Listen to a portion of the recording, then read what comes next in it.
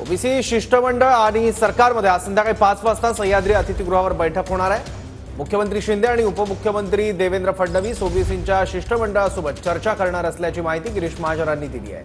तत्पूर्वी आज सकाळी सरकारच्या शिष्टमंडळाने जालन्यातील वडीगोद्रीमध्ये लक्ष्मण हाकेंची उपोषणस्थळी भेट घेऊन त्यांच्याशी चर्चा केली।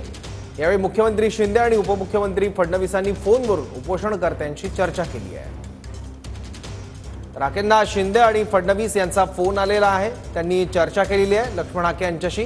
तर दुसरीकडे सरकार आणि शिष्टमंडळामध्ये संध्याकाळी सह्याद्रीवर बैठक होणार आहे। तर शिष्टमंडळात ओबीसींचे 6 मोठे नेते देखील असणार आहेत। त्यामुळे राज्यभरातल्या या महत्त्वाच्या 3 घडामोडी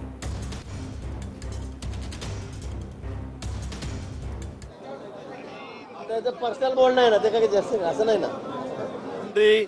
दोघेही राहतील आणि संबंधित अधिकारी जे आहेत ते त्या ठिकाणी राहतील आणि उपोषणकर्ते जे आहेत हाके सर आहेत, वाघमारे आहेत, पुण्याचे काही आपले समाज बांधव त्या ठिकाणी उपोषणाला बसलेत, त्यांचे प्रतिनिधी त्या ठिकाणी येतील आणि अशी एक मोठी बैठक त्या ठिकाणी होईल। या बैठकीमध्ये सर्वकष चर्चा होईल।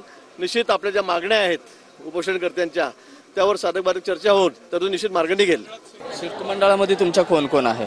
शिष्टमंडळामध्ये भुजबळ साहेब नेतृत्व करतील, सन्माननीय विजय वडेट्टीवार साहेब विरोधी पक्षनेते ते असतील, परत शेंडगे साहेब असतील, जानकर साहेब असतील, पडळकर असतील, माननीय पंकजाताई असतील, धनंजय मुंडे साहेब असतील।